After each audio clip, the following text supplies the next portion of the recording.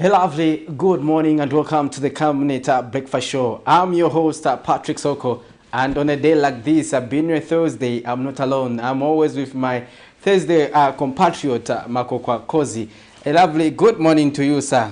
It's a beautiful morning indeed. It's Thursday, we are in November. A lot is expected. Of course, the rainy season is around the corner, the festive season is around the corner, so it's an exciting Thursday, it's an exciting week.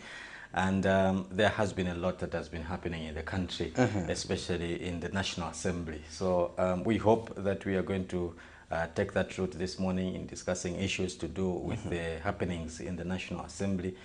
Interestingly, various stakeholders have different views as regards what has been transpiring in Parliament. So we hope that this morning we are going to be discussing issues around that very topic, just to keep our viewers abreast as regards what is happening and what is happening means. And also you might be aware that there were quite a number of MPs, 17, that were suspended recently. This is an issue also that we are going to give to our viewers out there to give us their thoughts on what they think on the developments coming out of Parliament. All in all, it's a beautiful Thursday as usual. We're keeping it positive. We tap into Miriam's positivity. We keep going strong. It might not be easy, but we are here.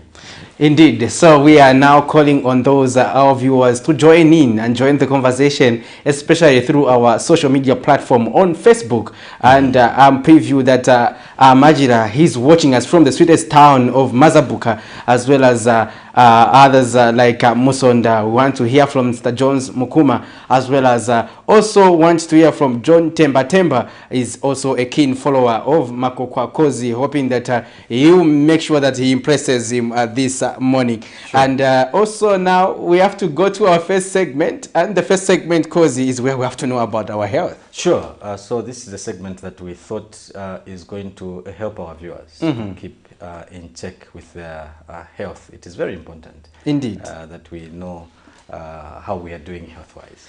So we go straight into the health corner and keep it on Camnet TV, not just another channel.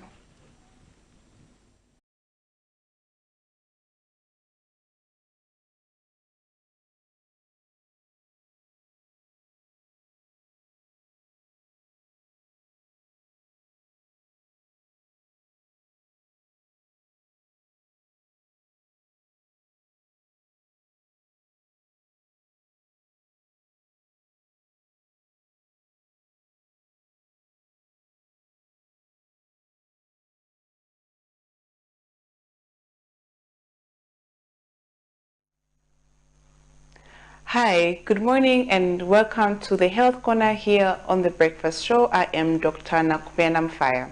So this week we are talking about tuberculosis, and yesterday we were talking about some of the signs and symptoms of tuberculosis. We say that TB can present as a patient who has a cough for about 2 or more weeks, and also they might have chest pain, fever, and they might also have night sweats as well. So they would be sweating so much at night such that their bodies or their clothes would get wet, and even their beddings. Then the other symptoms are that they would have fatigue and weight loss as well, and depending on which other parts of their body are affected, they would present as such.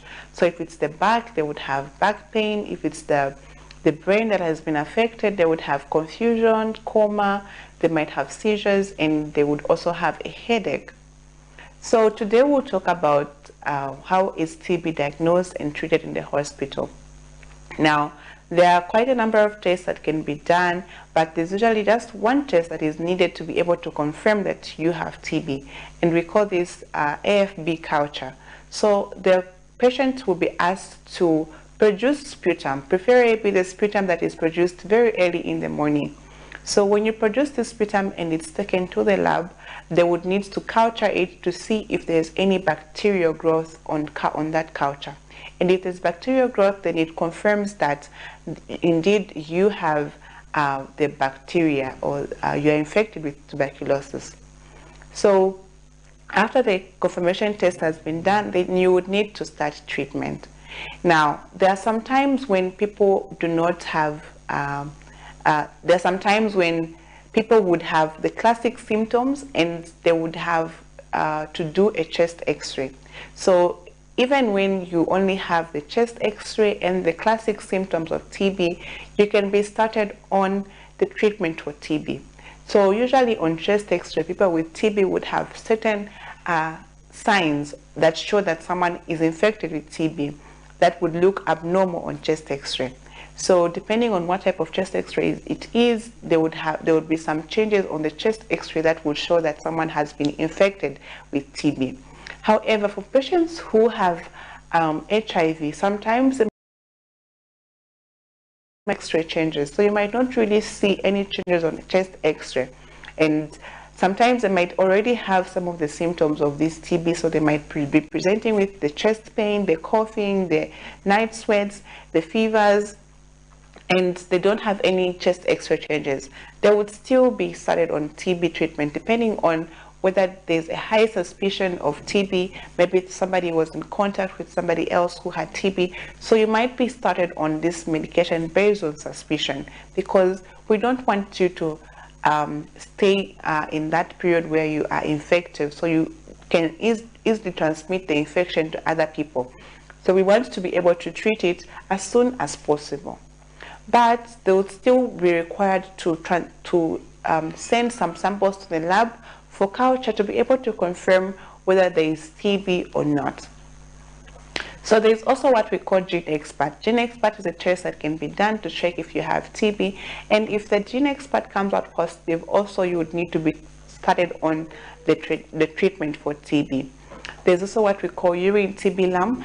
TB lump can be done very easily, and it can also show that you have TB, even though it's not a very reliable marker, because it might be a false positive if the results are positive, because there are other microbacterium that can be also that can show on the urine TB lump. So urine TB lump is not very reliable. But if you do a Gene Expert and it's positive, then you are supposed to be started on TB medication, and you still need to do a culture to confirm the diagnosis, because it's only on culture that we can be able to tell that indeed you have TB when the bacteria grows in the lab on the culture. So these are ways that TB can be diagnosed, and these are ways that TB can be seen, whether it's a Gene Expert or a chest x-ray, or just from the symptoms that you are presenting with, there's high suspicion that you might be having TB. Now, how is TB treated? So depending on whether it's a new case or a relapse, you would be treated differently. And also depending on which part of the body is affected, you'll be treated as such. So usually the treatment is a 6-month course. So you'll be given treatment for about six months. And during these 6 months, you'll be given some tablets that you have to be taking. So usually in the first 2 months, you take about 4 or 5 tablets, and in the other 4 months, you take less tablets, which are antibacterial medications, and also some vitamins to be able to counteract some of the side effects of these medications. Then also, if you have TB of the brain, for example, you would need to take this medication for even a longer period, even up to 1 year, because of the way the brain is structured. So depending on where it is, you'll be given a time frame that you need to take these medications. Sometimes it might just be 9 months. If it's other organs that are affected, like the kidneys, you might just need to take the medication for about 9 months. So the time period is very long, and so you need to be able to adhere to these medications. And sometimes if you're having trouble or problems adhering to these medications, you can always talk to your care providers, and they would be able to assist you to be taking these medications. So they might have somebody that can be checking on you to make sure that you are taking your medications correctly and at the right time, and you're adhering every day to taking these medications. So these are ways that TB can be treated, and we only have certain drugs that we use for TB. So it's not just all the antibiotics or any antibiotic that can be used for TB. There are specific types of antibiotics that are used for TB. And so if you have TB, make sure you seek treatment so that you can get the right type of medications to use. Then also for people that might have a relapse of TB, they might be having multi-drug resistant TB. So this TB has become resistant to the medications that we use for TB. And so we usually start them on a certain other types of medications that we have specifically been given for multi-drug resistant TB. So if you have multi-drug resistant TB, you can be given other medications, but first you would need to be confirmed that you actually have resistant TB and just be started on these medications. So I do hope you have learned something. Make sure that you seek treatment if you know somebody who has HIV, if you're living with somebody who has other risk factors like diabetes and they're having these symptoms. Make sure you take them early to the hospital so that they can be diagnosed early and treated early and prevent other people from getting infected as well. So make sure that you also watch, if you have missed any other episodes on this Health Corner, make sure you watch on my YouTube channel, which is Dr. Nakubena Mfaya, or if you have any questions, you can reach out to me on my Facebook page, which is Dr. Nakubena Mfaya, and make sure that you subscribe to my channel as well on YouTube if you haven't subscribed as yet. I'll see you again tomorrow. Make sure that you stay healthy and stay blessed.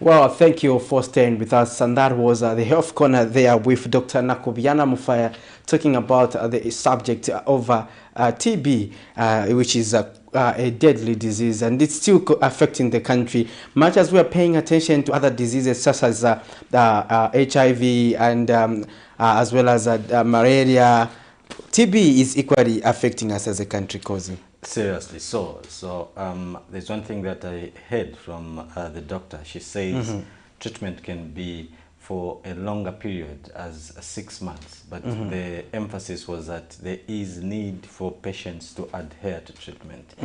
TB is curable, and there are a lot of things that patients need to do in order to ensure that they get cured, one of which is adhering to medication.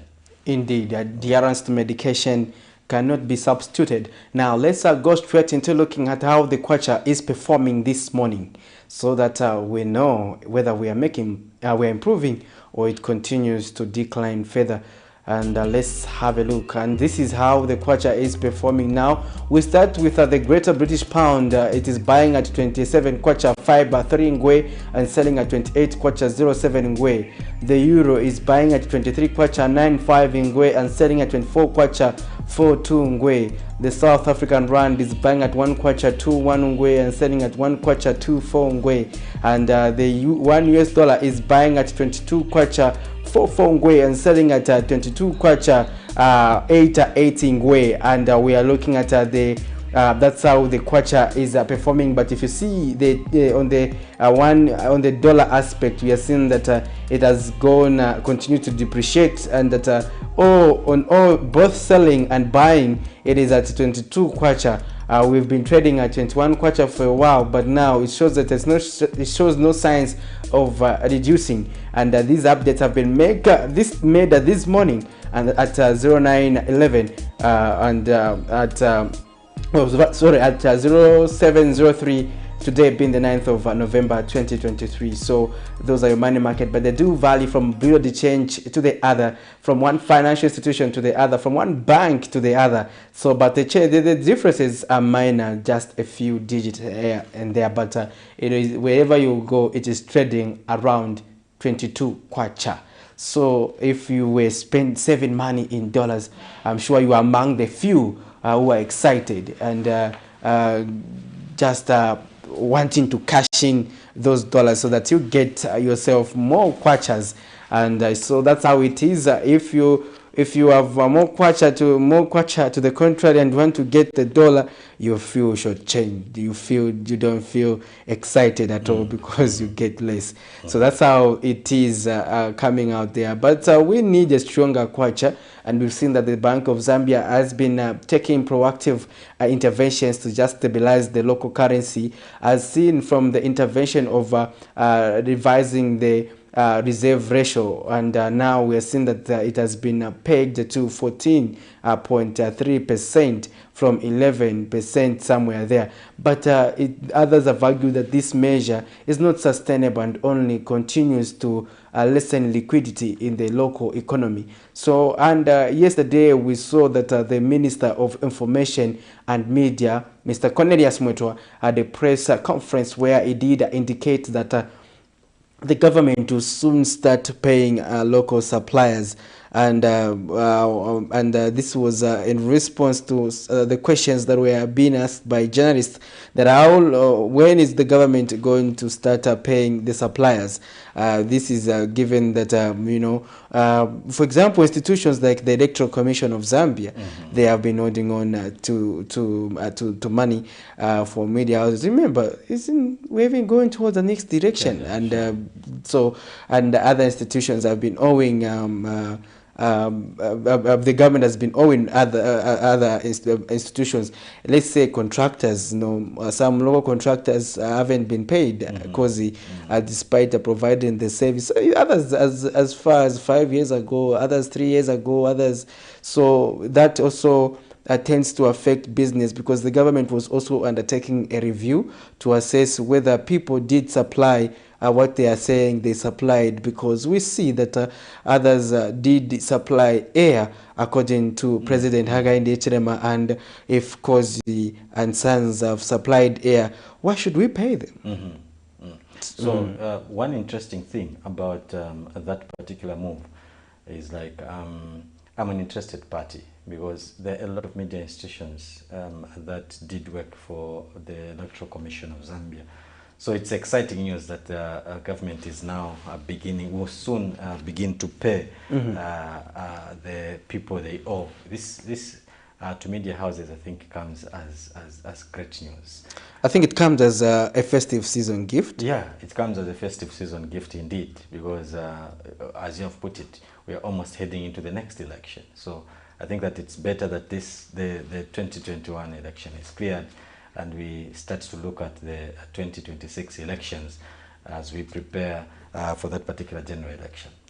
Indeed. Now, our dear viewers, we have a question on our Facebook page where we are also looking at how the confusion in the former ruling party, the PF, is undermining the provision of checks and balances.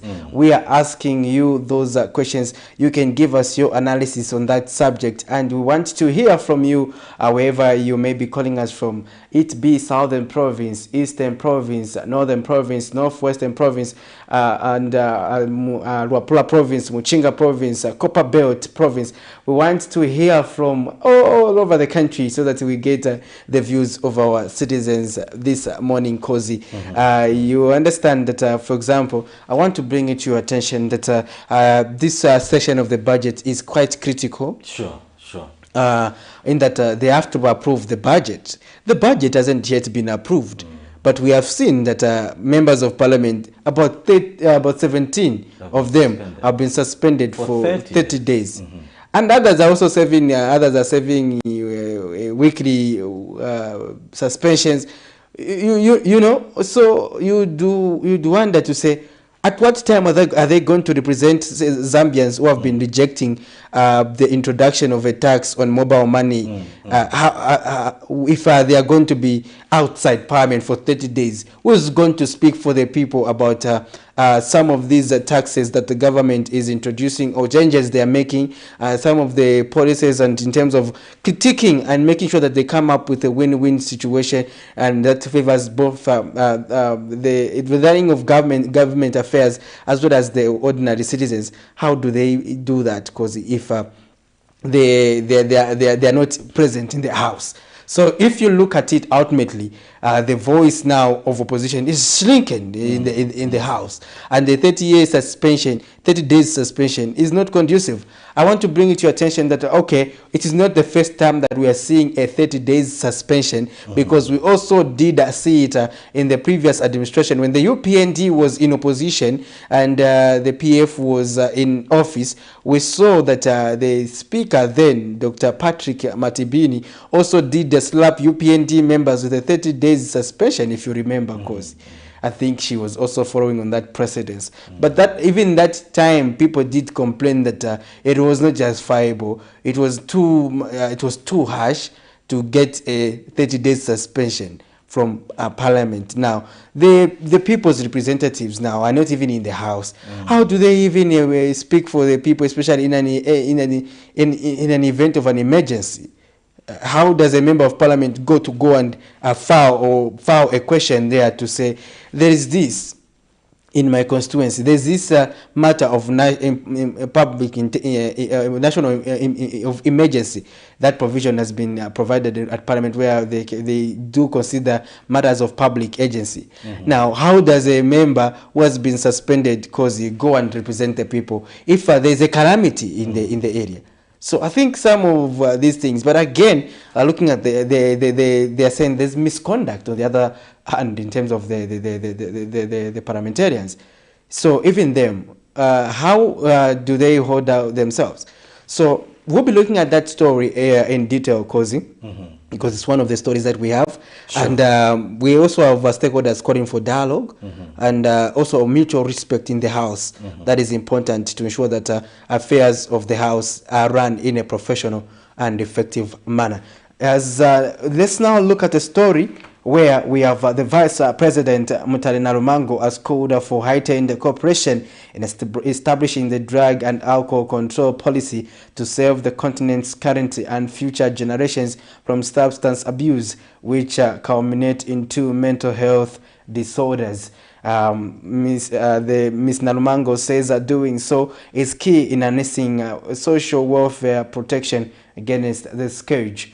The Vice President said that this when she spoke on behalf of Zambia's President Hakainde Hichilema at the official opening of the African Union High-Level Forum being held in Lusaka on addressing substance use and related mental health disorders among youths and women and children.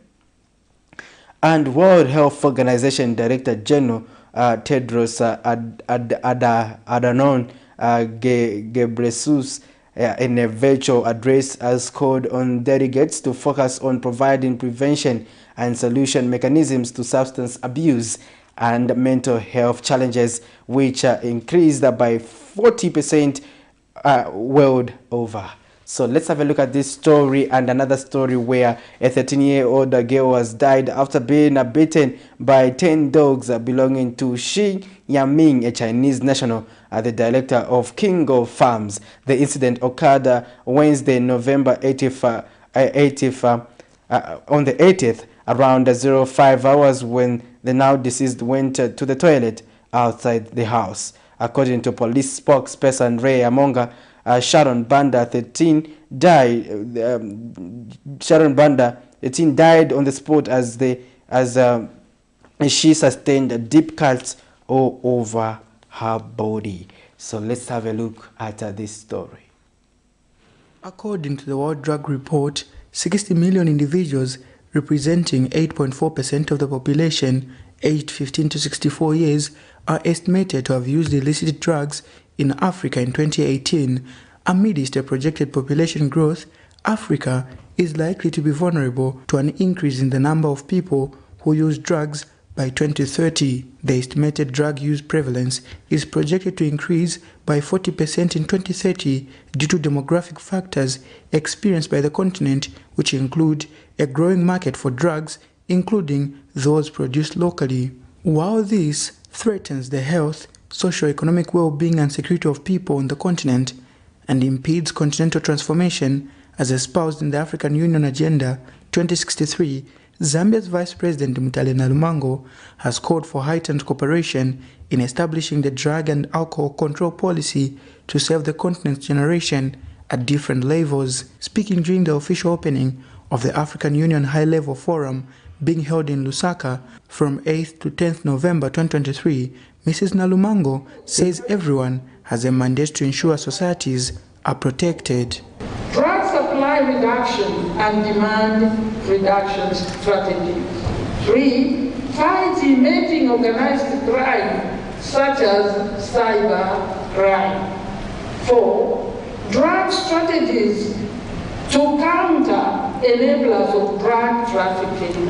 And 5. Harm reduction through treatment and rehabilitation of drug addiction to support young people, women, and their families. In a virtual address, the World Health Organization underscored the need for countries to shift focus on prevention and providing solutions to the underlying issues of substance use and related mental health disorders among youths, women, and children. WHO is committed to supporting all countries to implement these action plans to prevent the harms caused by psychoactive drugs and alcohol, to provide treatment for mental health disorders, and to respect human rights. Because there is no health without mental health. The high-level session, which is being observed under the theme Securing a Better Future for Youths, Women and Children, Building Momentum Towards Africa We Want, also saw the African Union and the United States Mission in Zambia add a voice. We have the opportunity to join our aim, exchange knowledge and chart a new course for a better tomorrow. Detecting emerging drug threats and use patterns, preventing the illicit manufacture and trafficking of synthetic drugs, and promoting public health intervention and services to prevent and reduce drug use, overdose, and other health-related problems. For the youth, through a representative, their cries for their voices to be heard. Holds no significance in the absence of the opportunity to lead. If youth are not included in the process, youth will not be leaders today or tomorrow. Nelson Zulu for Camnet News, Lusaka.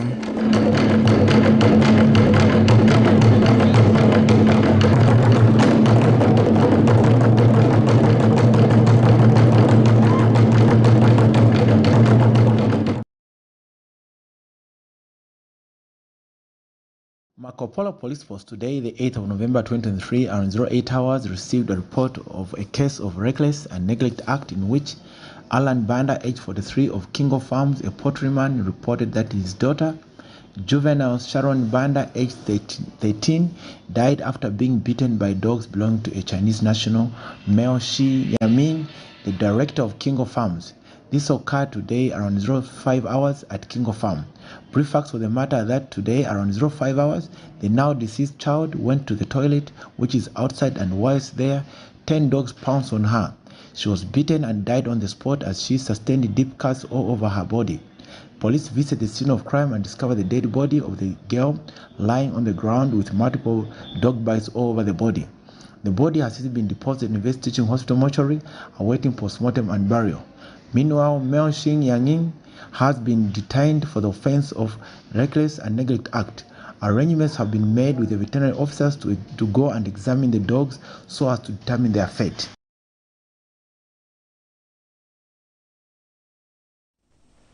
Welcome back, and thank you for staying with us on the Camnet Breakfast Show. And we're looking at some of the stories that are making the headlines. And a sad story, because they are pertaining to a 13-year-old girl who was bitten by dogs and died. Very sad story indeed. And you know, okay, we do understand that you need dogs at a farm. But the most important thing is to make sure, especially if the dogs are vicious, is to make sure that they are they are tied or they are caged or something like that when it's morning. So if you own dogs, you must be the first person in the compound to wake up to ensure that your dogs have been tied now. Because people wake up very early in the morning to start going for work. So if your dog will still be malingering around at 05:30 that time, obviously you find yourself in trouble because people are moving around. But 10 dogs on a 13-year-old girl, and they maul her to death. I think it's a very sad story. Look, when you look at a 13-year-old child, it's somebody who is grown up, somebody who obviously was very useful around the house with some little household chores and stuff like that. And then you wake up in the morning only to find that the dogs have mauled the little girl and she's no more. I think that makes very, very sad reading. And police say they have detained Mr. For reckless act. I think Shi Yaming. I think that it is unfortunate, and I want to believe that I think there was some sort of negligence on the part of 10 dogs is just too much. Yeah, and 10 dogs is because each dog is getting a bite on a girl. Yes, if you have that number of vicious dogs, I think that you must be very, very, very, very cautious and careful with how your dogs are kept. And also, there's no connection like with the dogs. It's like the same girl stays in the compound. But how does he not take efforts to make sure that the dogs also know the people who live in the compound, and so that the dogs can now concentrate on those that are not from the compound, because I think the way the story is coming out, it's like the girl comes from the compound, the same compound. We are told that the dog is man's best friend. So I think that if you have people that live within your reach, people who you feel should be protected by the dogs, I think the dogs you must try and make an effort to make the dogs get acquainted with the people around the communities, so that they never ever attack people that are members of the family, people that remember there was that sad story again in South Africa where a man was mauled, former Zambian goalkeeper was mauled by his own dog. So I think there's need to create this relationship between dogs and the people that the dogs must protect.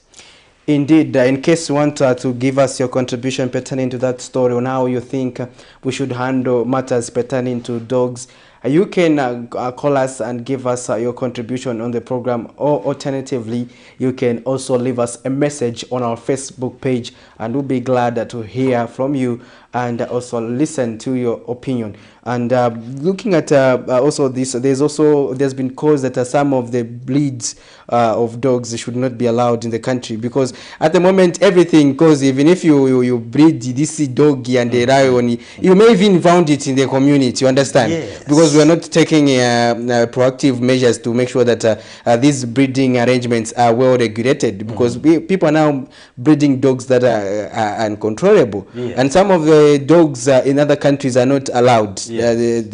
But here it's like wherever you can come with any kind of a dog, and it does not matter.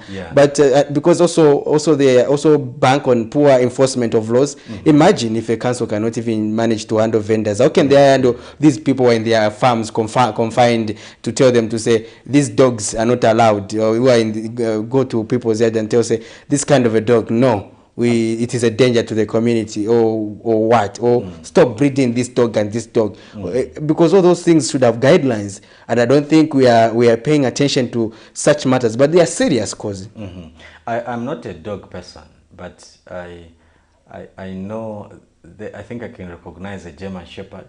I don't know if I can recognize. I don't know the difference between a Boer bull and a pit bull. I only know the names. Before we continue with our thoughts, I think we do have a caller on the line. Hello, good morning. Yes, good morning. Very well, thanks. Your name and where you're calling us from?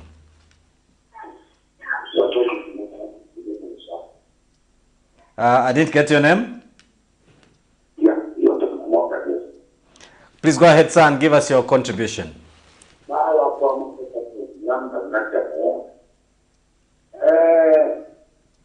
You know the problem is here. Mm-hmm. It's very serious now.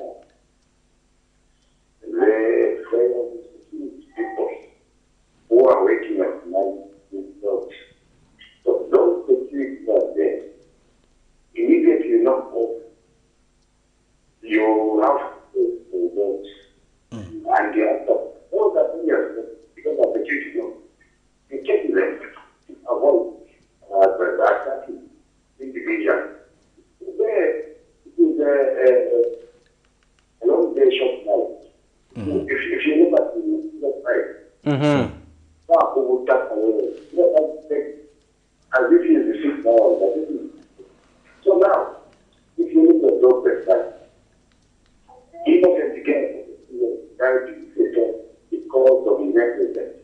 And for us, what we are saying is that if you know what is you give an elected that he doesn't know because he's going to the guy after the farm who are those dogs. But what those dogs? So what is the father and the child went back to the farm. And the child was waiting for the father to come somewhere. And that's why the dog came and attacked that house. And that's how they left it. So which was the father who was the father. So it was very sad that they asked for this because the life of cats. Thank you very much. Thank you very much. Appreciate your contribution.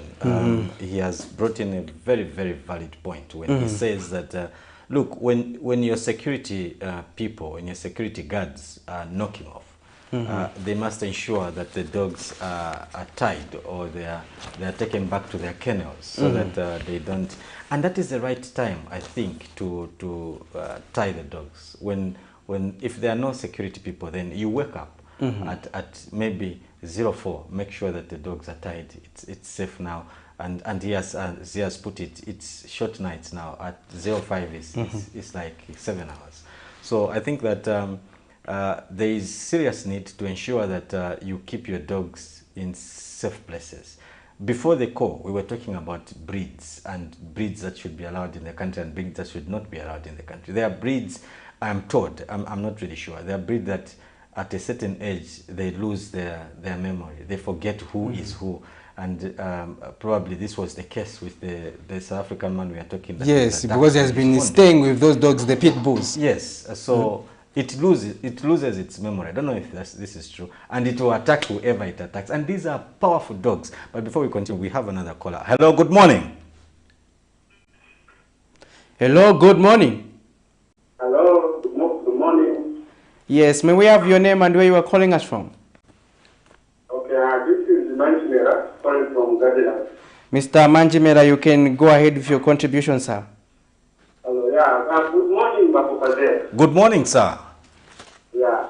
I just want to contribute on the issue of the girl who died because of the was beaten by dogs. Yeah, I know it's a very sad story which happened. Sure, it's negligence from whether the guards or the people who were taking care of those dogs. Yeah, and my example would be that as journalists, I would love to see you listening to the scene so that at least to give us the full information of what transpired rather than just hearing from the air, to go to the family or find out what really happened. I would love to hear that kind of issue before that. Thank you very much. Thank you very much, sir. We really do appreciate your advice. Thank you. So as I was saying, these breeds, I once found a guy walking a beast of a dog, some huge thing. They're walking on the streets. I'm sure they call it walking the dogs on the streets around 17, 18. I'm asking myself, does this guy know how powerful that thing is, because those dogs, if they attack, I don't know what it takes. You know, I had once had a security issue at home, so I took time to research on which dogs I should bring in. I watched a lot of videos on YouTube about dogs. There are those, I don't know if those are pit bulls or boer bulls. I can't differentiate between the two. If that dog attacks, not even the owner can stop it. And if it attacks, it means to kill. So I think even those people that walk around with those huge beasts of dogs should be very, very careful, because if it decides to attack, you can't stop that thing. From some of the videos that I watched on social media. So keeping dogs, we don't, but let's mind the breeds that we keep. And let's also mind how we confine the dogs, because we should not let the dog wander around all over the communities looking for food. So if you can't, there's a popular saying, ngati panyumba pali njala osasonga imbwa, because the dog will now start moving around the communities and looking for food. So I think, as you have put it, there are certain breeds of dogs that I think should be banned. Those huge beasts, why do we need them? I know that there are lovers of dogs who are probably thinking, what is this guy talking about? But we have seen the damage that those dogs can do. So I think that there are dogs that, as you have said, are banned in certain countries. Even as a country, we must begin. This is not the first time we're reading a story of the dogs. They are killing people. Yeah, killing somebody. So when these dogs attack, they don't mean to chase away a thief. No. When they attack, they mean to kill. No. Yeah. So, because let's have a look at one story, then we continue with our program. So remember that you can still give us a call on this story we've looked at, but let's all have a look at this other story. Sure. So we have an interesting story from the courts, and it says Matero Police Station Constable Barbara Mutelo has told the Lusaka Magistrate Court that the 29-year-old woman of Apollo Barracks, who is accused of assaulting her 4-year-old stepson, admitted to the charge under the warn and caution statement. Now, Officer Mutelo narrated before Magistrate Mutintamwenya that after the accused admitted to the charge, she informed officers that it was not her, but her biological stepmother of the victim who passed away 2 years ago, who had been inflicting the injuries on the child.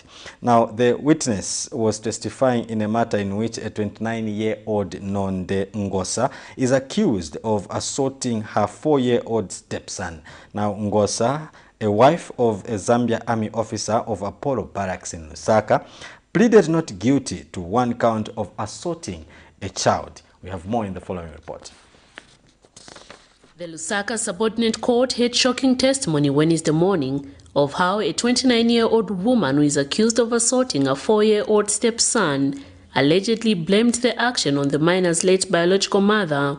According to Matero Police Station Constable Barbara Mutelo's testimony, the accused freely and voluntarily admitted to the charge during interrogation, but informed to officers that it was not her, but the alleged spirit of the victim's biological mother, who passed away 2 years ago, was the one inflicting the injuries on the child. The witness also narrated to Magistrate Mutintamunya, who is presiding over the case, that she took a clip of the accused 14-year-old biological son, who confirmed with the police that his mother used to beat his 4-year-old stepbrother using a hosepipe. Officer Mutelo was testifying in a matter in which 29-year-old Longiwe Ngosa is accused of assaulting a 4-year-old stepson. Ngosa, a wife of a Zambia Army officer of Apollo Barracks in Lusaka, pleaded not guilty to one count of assaulting a child. The accused husband, who is the biological father to the victim, also took the stand to testify before court as one of the prosecution witnesses. According to the 43-year-old Zambia Army soldier's testimony, his wife, the accused, had allegedly informed him that the victim had climbed on the couch up to the window level and fell down, hitting his hand on a mug cup that was on the floor, thereby cutting his fingers. The victim's father, who operates under engineering and construction in the Zambia Army, also informed the court that in a video sent to him, he noticed that his son had bruises on his forehead, and the response he got from his accused wife was that the victim had fallen from the stairs. In his further testimony, the witness told court that his wife had also informed him that the victim was allegedly being physically abused by the teacher. But when questioned if she ever reported to the school authority or police, the accused informed her husband that she only recorded a video.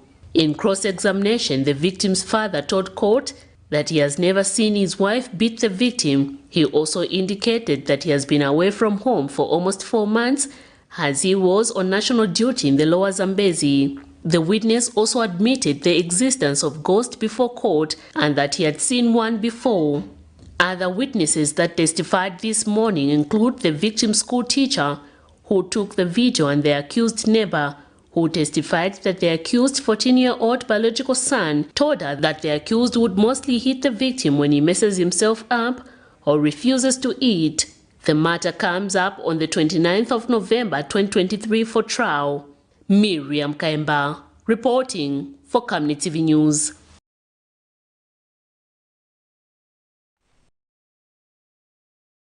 What's another sad story from the courts about the 29-year-old woman who is accused of assaulting her stepson. There's something very interesting about this story that I think leaves my heart bleeding. So this boy was being beaten. He presented scars and wounds at school. So the teacher interviewed this boy. I think we all remember this video. And the boy says, "No, it's my mother who beats me." And then today we learn that the accused, interestingly so, says that the one who beats the child is actually the biological mother, who passed away 2 years ago. When in that video we saw that the wounds that were presented could not have been 2 years. Now look, if that boy is 4 years now, and he was beaten 2 years before. But why are the wounds fresh after 4 years? I think that woman. I thought she was saying the ghost of the mother of the child. It's sad. It's sad indeed. Is there such a thing? About ghosts? Like the ghost beating the child? No. If there are ghosts, I think it should come and protect the child. The child, yes, because you know the mother and the child. We have another caller on the line. Hello, good morning.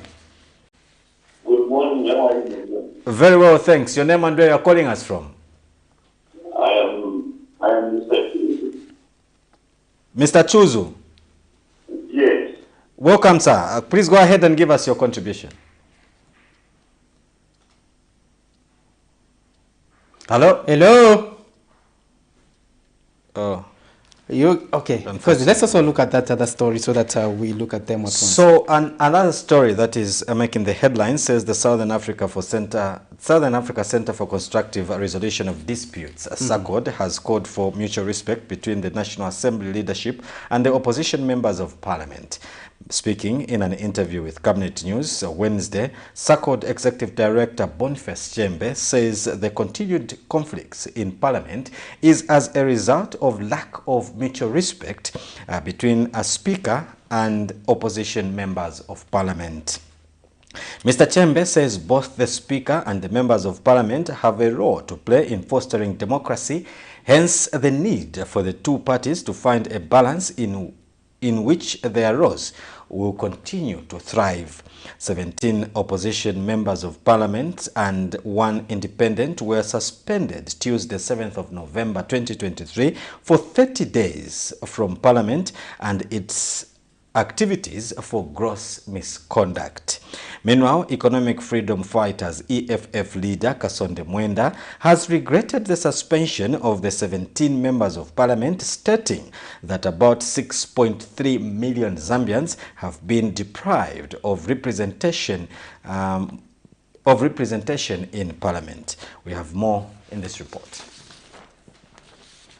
Tuesday's third-day suspension of 17 members of Parliament from the National Assembly has attracted mixed reactions.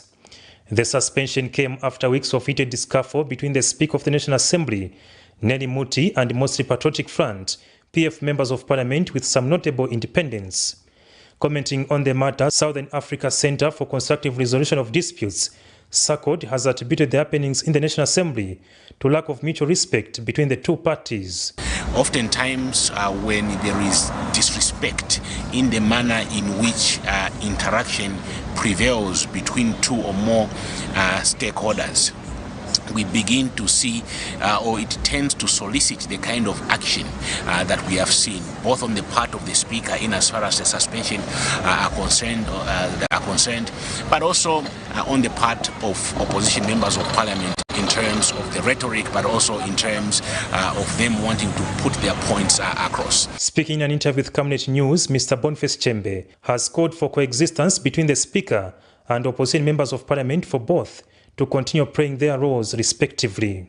Everybody has got a role to play.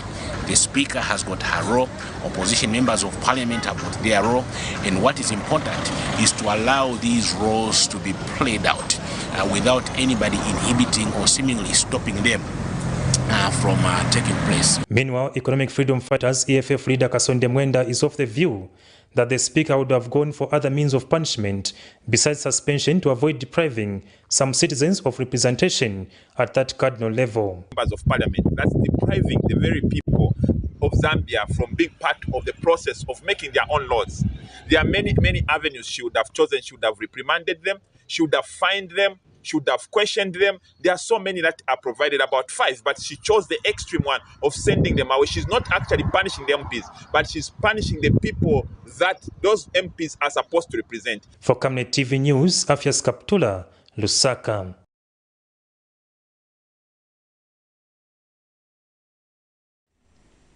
Interesting story there as regards what is happening in Parliament and the Southern Centre for Constructive Resolution of Disputes, SACOD, calling for mutual respect between the office of the Speaker of the National Assembly and the opposition members of Parliament.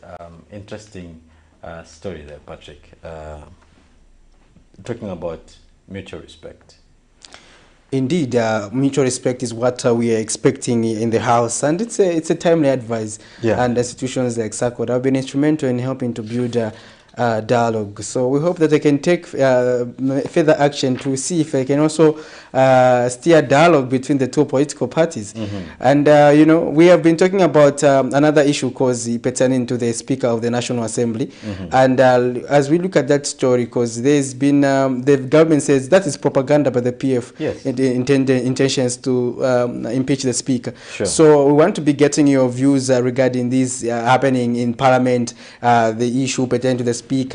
How are they undermining the provision of checks and balances to the sitting government? So let's have a look at this story also, Kozi, so that we can give an opportunity to our viewers to react to these stories. It says Chief Government Spokesperson Cornelius Mwetwa says the move taken by some opposition members of Parliament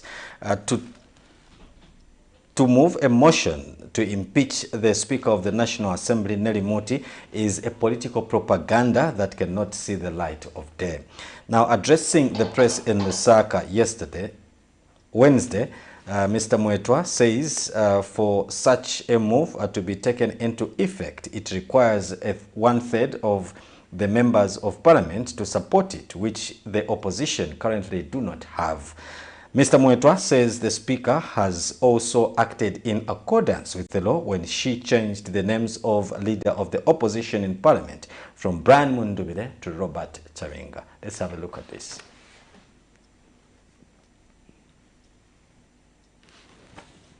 Minister of Information and Media Cornelius Mwetwa, who is also Chief Government Spokesperson, has weighed in on the current happenings in the country, among them the suspension of 17 opposition members of Parliament to the proposed impeachment of the Speaker of the National Assembly, Nelly Muti, and the allegations that the democratic space in Zambia is shrinking, as well as comments made by Counsel John Sangwa that the Speaker erred when she appointed Robert Charinga as the new leader of opposition in Parliament.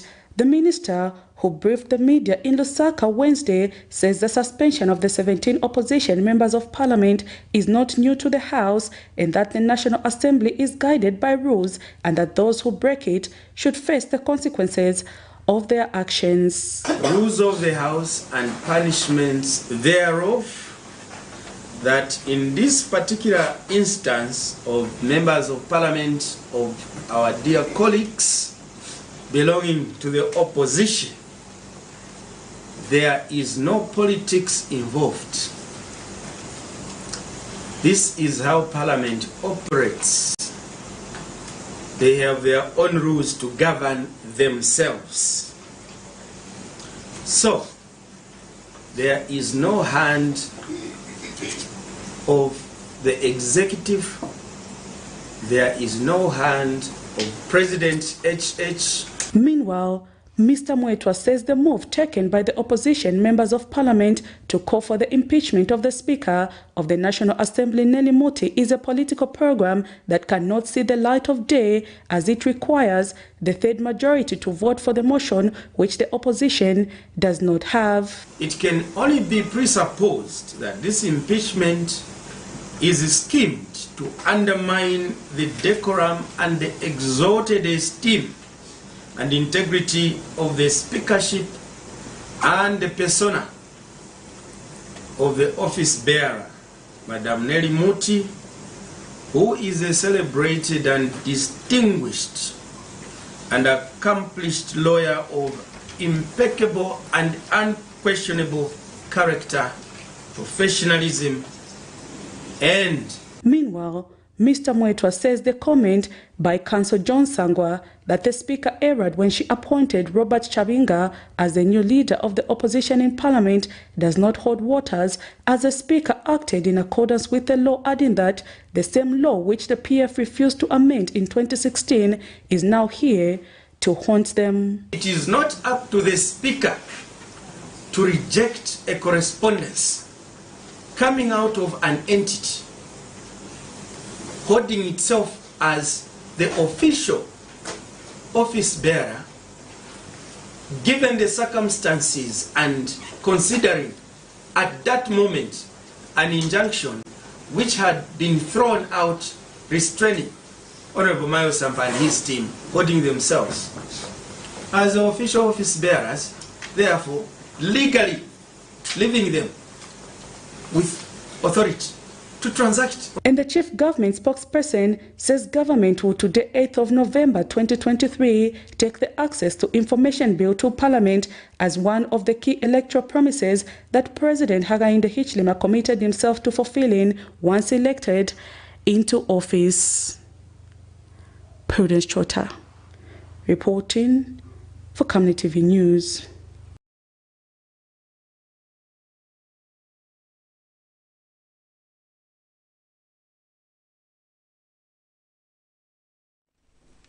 So that is another story that we are looking at this particular morning. The chief government spokesperson says that it was propaganda for some opposition members of parliament to move a motion to impeach the Speaker of the National Assembly. So that's another story that you can comment on as we are looking at the stories that are making the headlines this particular morning. Patrick, this is a very interesting development. Indeed, so we continue to see various perspectives pertaining to the stories unfolding involving the opposition patriotic front surrounding their internal wrangles, because these wrangles have also have taken prominence in three arms of government. They are at Parliament, they are in the executive, they are also at the courts. So even if you try to avoid them at Parliament, we are finding them at court.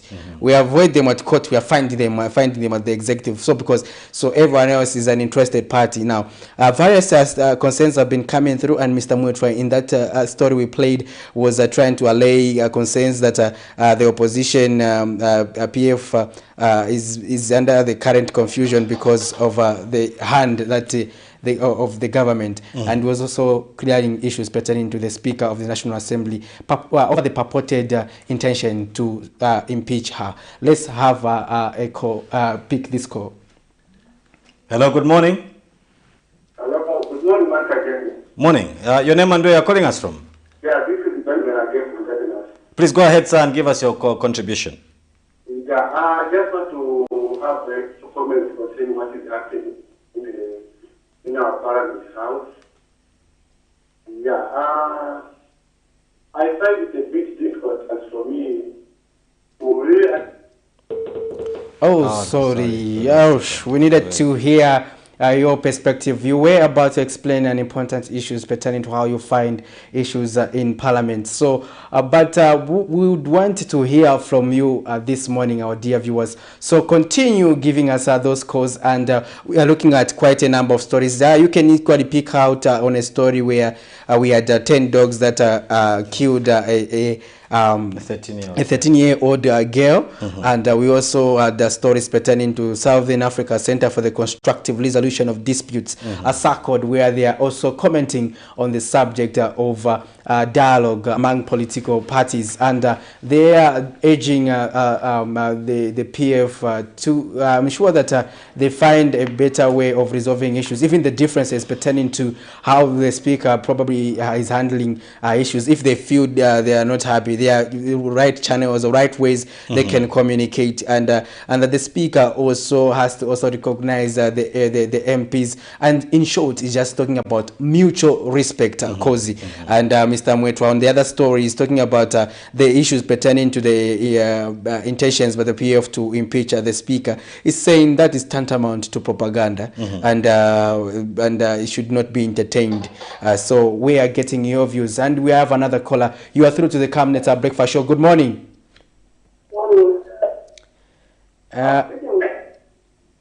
Hello.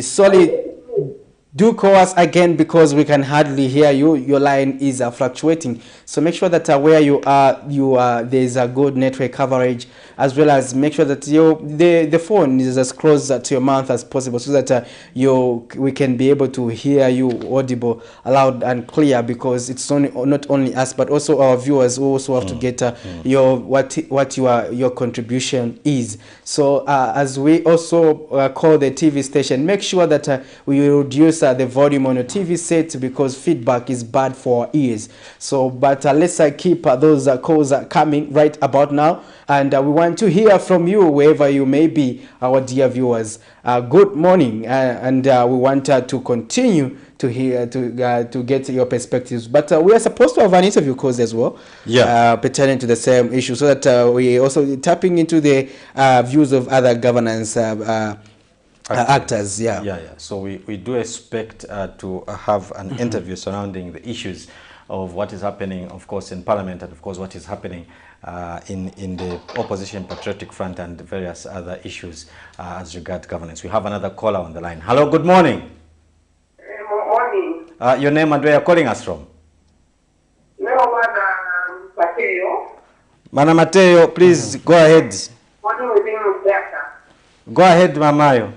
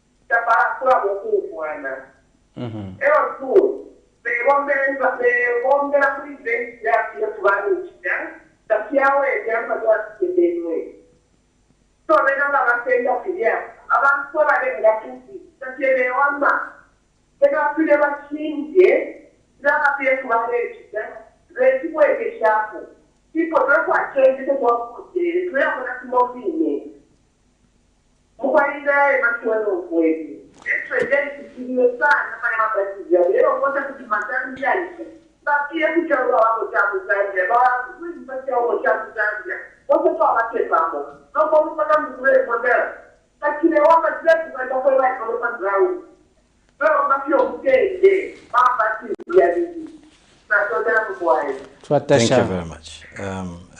I always feel like I've achieved when we receive a female voice making a contribution on such topical issues.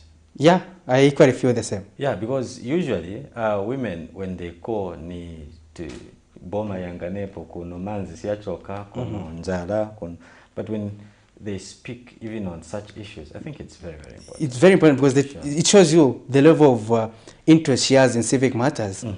Not everyone can talk competently about this issue, but you see how she articulated herself, calling for dialogue, calling for respect for one another, and also reminding the government, say the same things happened in the past, and do we still need to continue with the same things because we voted for change, and change means changing even the approach on how we handle matters. Because you and I have been long enough to see that whatever is happening here also happened in the past. It happened in previous government, but according to Vana, I've forgotten the name, she has said that we need to move on. Vana Mateo, Vana Mateo. What happened in the previous regimes was a mistake, and we must learn from those mistakes. Let's move ahead and make Zambia a better place to live in for everyone.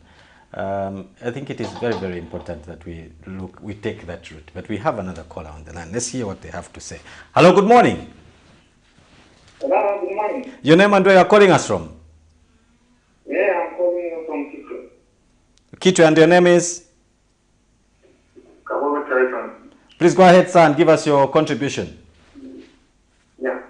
Yeah, it seems that if you are opposition party, that's when. Tuleomfa mkwai. Please go ahead.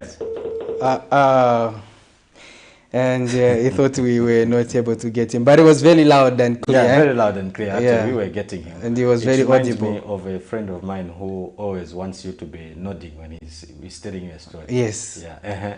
So if you are not nodding anything, you are not paying attention. So I think that's the case. You thought we were not hearing. Yeah. In this point. Yeah. Sincere apologies, but you can call us back.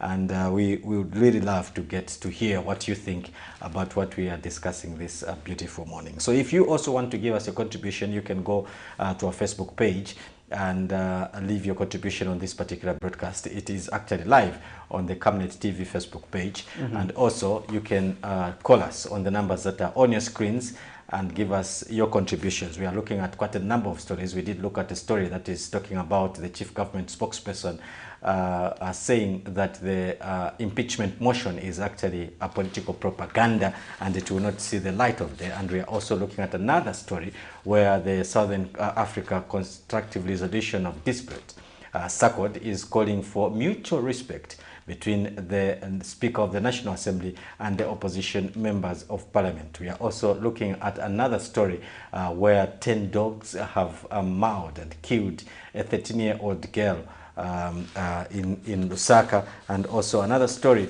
of a police officer who was given a statement in court yesterday, and a testimony in court yesterday, and this is the matter which a 29-year-old woman is accused of assaulting her stepson. The popular story that happened in Apollo. Most of you might have known or seen the video that went viral on social media. So that's the story that we are looking at. Yes, let's call a story where SACOD is calling for dialogue, and we'll be right back for our breakfast show interview. So keep it on Camnet TV so that you can also get what other governance actors are saying about this subject and in terms of how the confusion in PF is undermining the provision of credible checks and balances. So let's have a look at this. Tuesday's third-day suspension of 17 members of parliament from the National Assembly has attracted mixed reactions. The suspension came after weeks of heated scuffle between the Speaker of the National Assembly, Nelly Muti and Mostly Patriotic Front, PF members of parliament with some notable independents. Commenting on the matter, Southern Africa Center for Constructive Resolution of Disputes, SACOD, has attributed the happenings in the National Assembly to lack of mutual respect between the two parties. Oftentimes, when there is disrespect in the manner in which interaction prevails between two or more stakeholders, we begin to see, or it tends to solicit the kind of action that we have seen, both on the part of the Speaker in as far as the suspension are concerned, but also on the part of opposition members of Parliament in terms of the rhetoric, but also in terms of them wanting to put their points across. Speaking in an interview with Camnet News, Mr. Boniface Chembe has called for coexistence between the Speaker and opposition members of Parliament for both to continue playing their roles respectively. Everybody has got a role to play.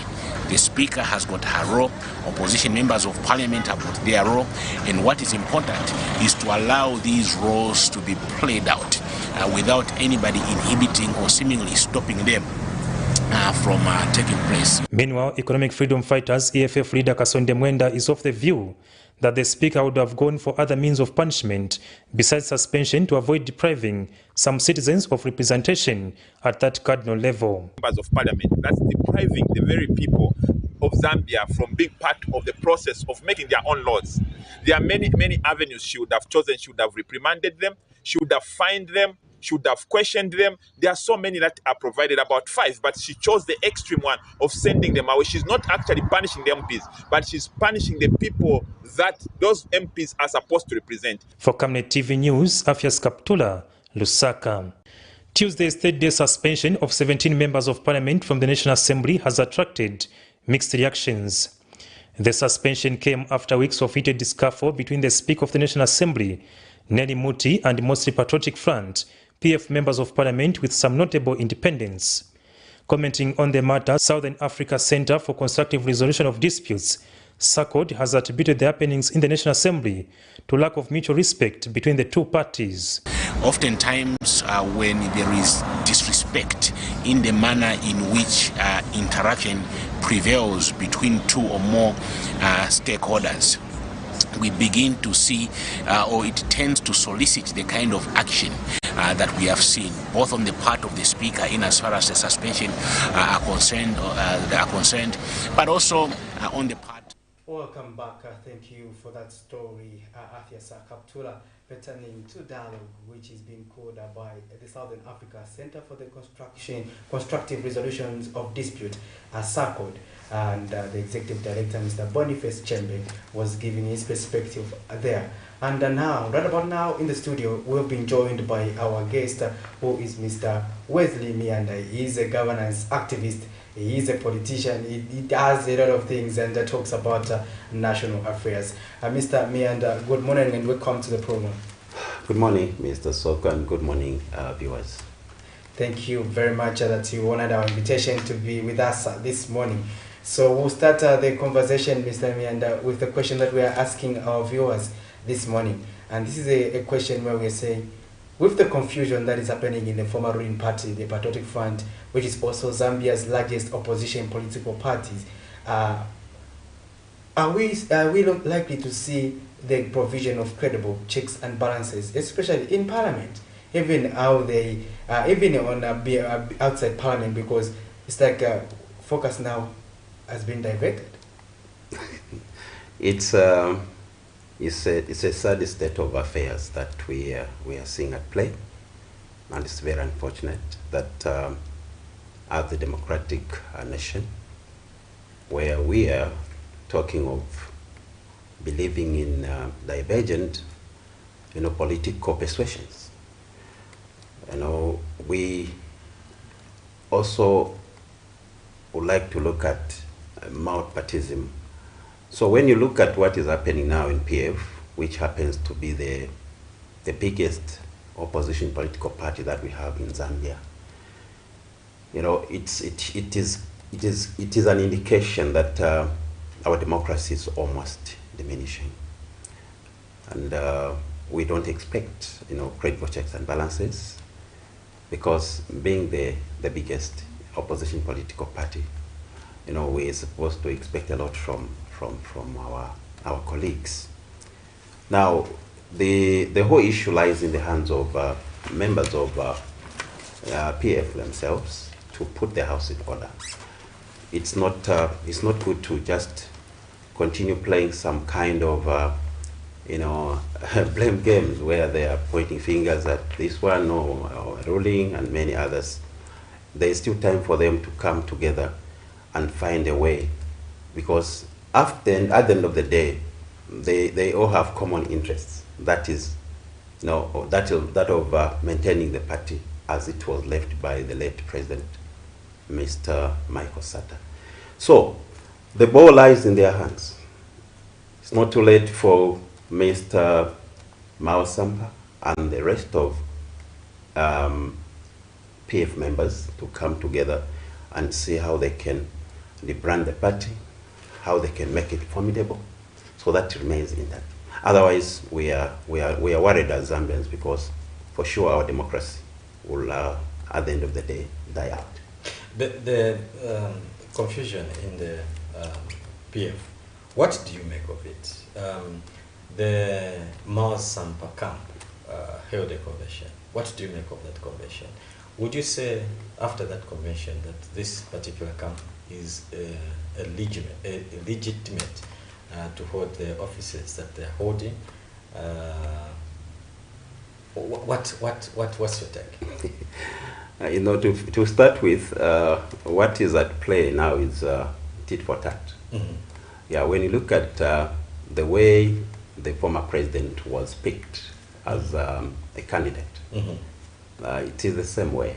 There was some kind of dribbling. So what we are seeing, happening now, is just a payback mm-hmm. of what the same Mao Sampa went through at the particular time. Mm-hmm. Yeah, but what we are saying is the whole issue actually has to do with their party constitution. The Registrar of Societies, time and again, has issued, instructions that political parties should submit lists of their leaders, which has not been done. And when you look at what happened now, after losing elections in 2021, our former president, Mr. Edgar Chagwalungu, retired from active politics. Mm-hmm. Now, after retiring, what does he do? He gives some powers to the vice president who is acting, Mr. Gibeon Lubinda. Now, it's like there's some kind of misunderstanding on their own, party constitution. Because what happens is when you are registering a political party or an organization or a club with the Registrar of Society, what they first look for is the constitution of that particular organization. And that is what the Registrar of Societies uses. Mm-hmm. If they want to pin you, they will use the same document that you have submitted to them. So what we are saying is, PF constitution is very clear, and these guys at Registrar of Societies have the copies, and they've been going through it. So whatever is happening, even the kind of instructions that they've been giving to political parties, they are referring to all these party constitutions. So now, when you look at what happened, in the first place, Mr. Gibeon Lubinda was just acting vice president. He had no powers to hire or fire anybody, because he was just acting. He was to wait for the convention to be done, where the party president was supposed to be elected, and this is the man who was supposed to have the full mantle of hiring and firing. But what do we see? The man starts hiring. The man starts appointing people. The man starts expelling party members from. So when Miles Sampa looked at that, he took advantage and said, oh, so these guys, what they are doing now is there's some invisible hand which is in control, which is pushing them to do whatever they are doing. So I want to wallop that same invisible hand by doing something illegal. which may actually tend to be illegal at some point. So what does he do? He quickly comes up with a convention where he is elected as president of the party. Quickly, he played on their minds by submitting the same requirements that Registrar of Societies was looking for. He gave them the list. And then from there, the Registrar of Societies could not say no because they have the constitution on the table. So they said, oh, it's fine, this is what we've been working for. So the guy is comfortable. They take him to court. There's already an injunction. Actually, there's already an injunction for Given Lubinda and the rest that they shouldn't play anything. They shouldn't do any magic. So what do? They get tied up. So the man pulls through. Now, the unfortunate part of it is that the former president, Mr. Edgar Chagwalungu, was delittling in coming out in the open to tell the public that he is now back into active politics. So that gave an added advantage to Mr. Mao Sampa. So now what do we see? After Mao Sampa has been elected as the party president, Mr. Edgar Chagwalungu came out now and said, I'm getting back to active politics. That is total confusion. So, meaning to say there is some kind of division. Because Mao Sampa is not alone. He has people that are following him. The former president also is not alone. He has people that are following him. So what are we saying? Mao Sampa somehow is a legitimate party president, according to what we are seeing now. Now, the unfortunate part of it is that this whole thing has triggered a lot of mixed feelings amongst Zambians, and there are a lot of debates that are going on. One, the Registrar of Societies is actually being called by all sorts of names, that they are being used by the government to kill PF. That also goes together with the National Assembly, where we have now Madam Nelly Muti, who is also blamed, who is also accused of contributing or fueling this confusion in PF by maybe, suspending members of PF, giving them that kind of punishment and so on and so forth. So all this actually is just coming to one and the same thing, that is total confusion, which we don't need to see in this country, because we are known to be a Christian nation, and we are also known to be a beacon of peace on the African continent. We are still a democratic country, and we need to move on in that direction. So it's unfortunate that we have all this confusion. But as Zambians, some of us have taken sides. They've said, oh, no, the PF members are fine, and then the Nerimut is not doing a good job, and so on and so forth. The whole thing here, I would like to borrow the words that are coming from Mr. Chembe, where he's saying it is all lack of respect that we are seeing at play in the National Assembly, where now members of parliament from the opposition are looking at Nelly Muti as a UPND surrogate, a UPND supporter. Also, Nelly Muti is also, overusing, her powers.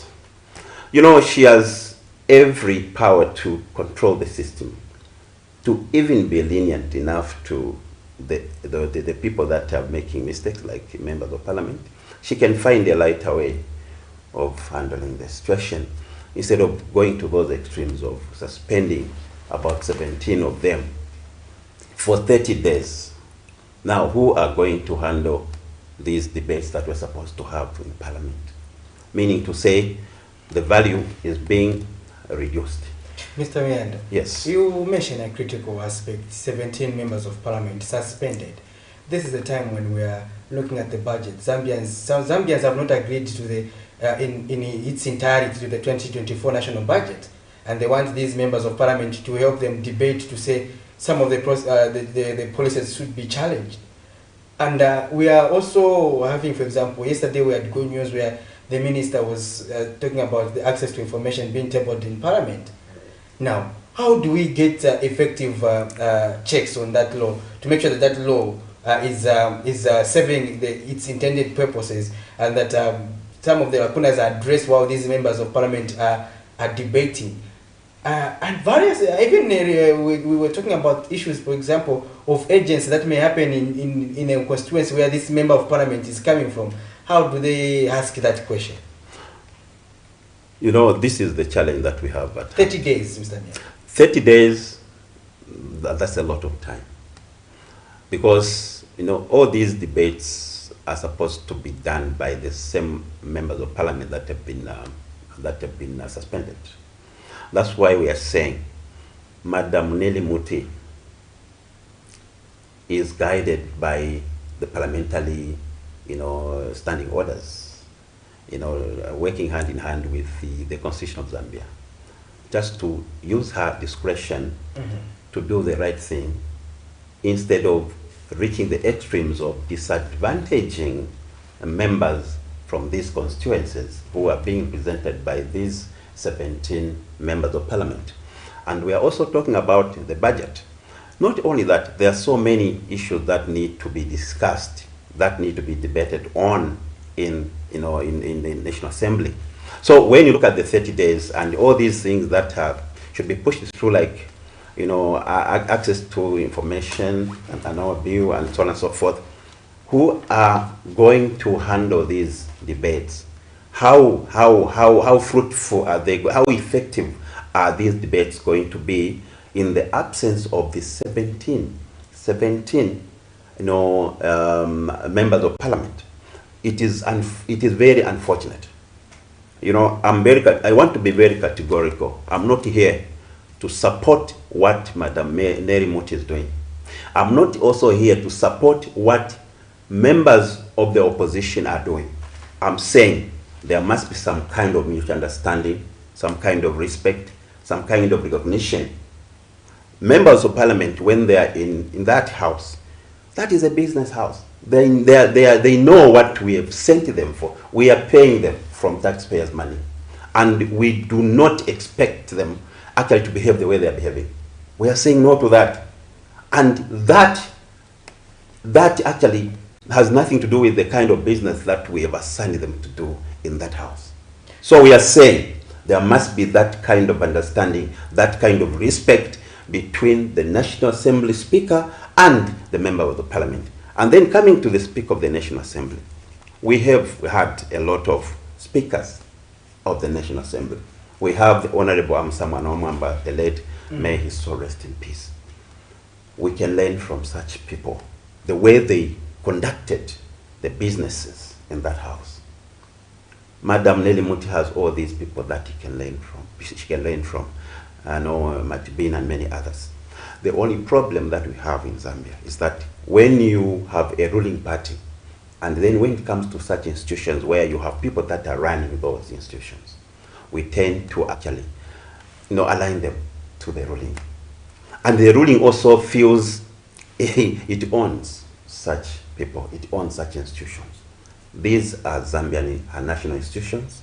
They need to be respected. These need to work independently without any invisible hand trying to control the system. And we also see what is happening with the Zambia police. All these should not be used by the current government to their own advantage. These are national institutions that need to work independently for the betterment of every Zambian citizen. Zondiwe Piri on social media is asking for clarity where the independent and opposition members of parliament suspended for raising an impeachment motion. He says, what sort of gross misconduct are they citing? Because it is provided for in the decorum of the House for the Speaker to be put in check if found aiding. Can you kindly clarify? In fact, I want to believe that these members of parliament that have been suspended, it's not that they've been suspended because of, you know, the motion, because of based on the motion, the motion that they're supposed to move in the House. No, when you look at the reasons that have been outlined by the Speaker of the National Assembly, she's saying they misconducted, not something attached to the motion. Okay, meaning so the motion is left alone. Just yes. clarity in the question. Yes. So there are two questions. Yes. His question is, why are the opposition MPs talking about impeachment? What did the Speaker do for them to call for impeachment? And then the second part of the question is, what is the Speaker referring to as gross misconduct by the members of Parliament? Okay, to start with, when you look at why the Speaker needs to be impeached, according to them, they are saying she accepted and authenticated the adoption, the coming in of Chabinga, and then the other, is it Mumba, and they are the whip for the opposition. Now, when you look at that alone, it was not initiated by Madam Nelly Muti. She's on the receiving end. She was given, and then she made consultations through the clerk of the National Assembly, who wrote to the Registrar of Society just to confirm on these appointments. And then the response was given. So she acted on that. So where has she gone wrong? That she should deserve to be impeached. The issue is baseless there. It doesn't hold water. According to me, it doesn't hold water. Even for members of Parliament to actually have that kind of thinking in their heads to say, okay, they need to move a motion to impeach the Speaker of the National Assembly because she authenticated. I think to me it doesn't hold water. I'm saying they also went offside. Let me give a preamble to that, Kozi. They have been holding various press conferences immediately after sitting in the House, where they feel they are not given enough time to articulate issues, and that when they raise point of orders, they are not recognized, while those on the right are given an opportunity to do the same. They have been on that trajectory, thinking that they are being prevented, and last week, building to the suspension, they felt they were being prevented, and this is the case where Christopher Kangombe had stood on a point of order. But as he was explaining the point of order, he was guided by the Speaker that he needed to make sure that the point of order is within the guidelines they have set, and he was guided that on the same matter, guidance has been given, and Mr. Kangombe felt the Speaker was being unfair to him. Then he rebutted, and they had an exchange of words there with the Speaker. And the other team now joined in, the other members of Parliament joined in, and in protest they walked away. So that is where the ruling for the suspension was emanating from. Now, again, we also saw now, the following day, these people now started working on maneuvers to impeach the Speaker. Now, while the Speaker is starting a ruling of their previous misconduct, then they also go ahead and start calling for that they impeach her. Even as she make decisions, Mr. Bianda, don't you think all these confusion that emanated are also leading to the... In fact, how are they going to even present their impeachment motion successfully with 17 members of Parliament outside of the House? In fact, I was just trying to shed more light on the reasons that led to members of Parliament to think of moving a motion to impeach the Speaker. They thought, she was biased. Somehow they were not given, the same opportunity as those that are on the right. Meaning to say, she's not a balanced national speaker, the Speaker of the National Assembly, and they feel disadvantaged. So that's how they came up. But the issue of impeaching the Speaker of the National Assembly cannot suffice on that. Cannot. It doesn't make sense. It is something that they should have just understood from that angle. Then even her, when it comes to the misconduct of these members of the Parliament, it's up to her. She has. That's why we are saying she has the powers. The powers are in her hands. I hope and trust that there is no invisible hand that is driving her thoughts. There is no. She's working independently. So if she's working independently, she had all the reasons to say, okay, guys, let me just reprimand you instead of sending them out. Because by doing so, then there are so many things that will get spoiled. That, there are so many things that will remain hanging. My follow-up question, Mr. Miande, first of all, is we are a democracy, and you mentioned the need for independence, especially among its critical institutions. In Zambia, we practice what we call separation of powers, in that the judiciary should be strong itself, the executive should be strong itself, the legislature should be strong itself. Now, we also have a situation where the legislature, the executive continues to have dominance over the other. We see the executive behind the appointment. Let's say the president appoints the Speaker of the National Assembly. The president also appoints the Chief Justice. How independent or how autonomy are these other two arms of government? Because this other government, for example, when it comes to the judiciary, this other arm of government, the executive, controls how they should even spend their money. How do they even work on strengthening the system to be able to administer justice effectively? That's a crucial question. But maybe to tackle it in a way, I would say it is all to do with our constitution. The president has too much powers. I know when I was the Secretary General of Forum for Democratic Alternatives for Dr. Rubik Sondash, that is one of the issues that we're looking at. Say, okay, the president seems to have a lot of powers. We need to reduce those powers, because there is no way the same president can actually appoint all these people, and yet these positions are supposed to be applied for. Somebody is supposed to apply. There must be some kind of a committee to scrutinize all those and see which one qualifies for that particular job. So as long as we do not work on the constitution to reduce the powers of the president, we'll still actually have all those things, at play. And there is nothing that we're going to do. And that's the reason why members of parliament from the opposition still have it in mind that the Speaker of the National Assembly is a UPND surrogate, is a UPND supporter.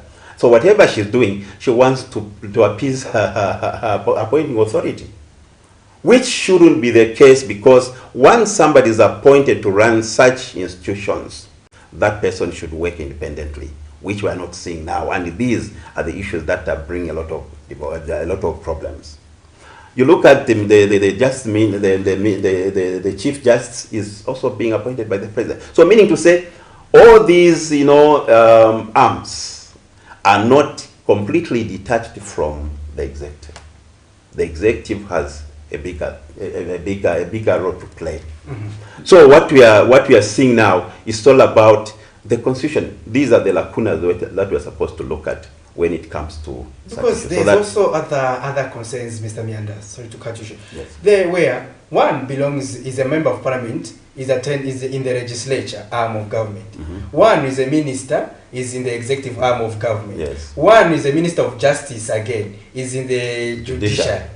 So others will belong to two arms of government. So this confusion there. How then do we ensure that we are only human, but we are lucky as a country. For example, we may be lucky we have a good president, for example, but there's other presidents who may not be good, and they may not be, and they may use this advantage of the power to disadvantage everyone. What would be your take on that? It's that's the reason why I've said it's all to do with the lacunas in the constitution. When you look at, I'll give you an example of Honorable Haimbe. Honorable Haimbe is just minister, meaning he's already attached to the judiciary. Okay? And at the same time, he's attached to the legislature. So when you look at these combinations, these are the same things that are actually giving us a lot of hurdles. And these are the issues that we need to look at. Now, coming to the president.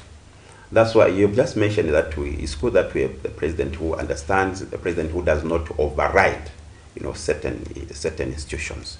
We want to appeal and we want to suggest to those that are running those institutions that let them have independent minds as they do this kind of work. Why? Because they are not doing it for the interest of the president and for the benefit of those that are in the executive. They are doing it for the benefit of all Zambians. I'll give you an example in the judiciary. Want to see justice there. Not that somebody should actually run those institutions because they want to make the president happy, being the appointing authority. No. let's move the president away from these institutions. And we want to suggest to the president that if at all there are any ways that he's trying to, push or maybe to use his own invisible hand to run these institutions, we are saying that is not the right thing to do. Let Madam Nelly Muti do her work as assigned.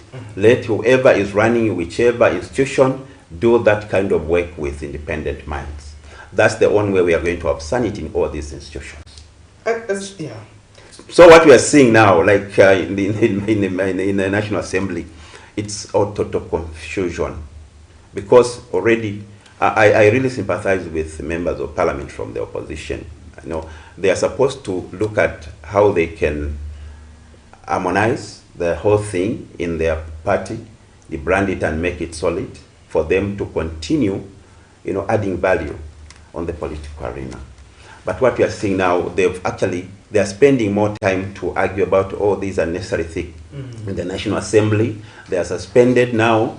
The former president has even told them, go into the constituencies. I use this time to go into constituencies to talk to our people.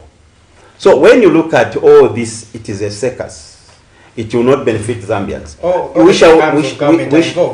We shall not always talk about politics, Mr. Soko, because people of Zambia don't eat politics. Exactly. They eat what they are working for. They eat what the government is initiating in terms of creating an enabling environment for businessmen.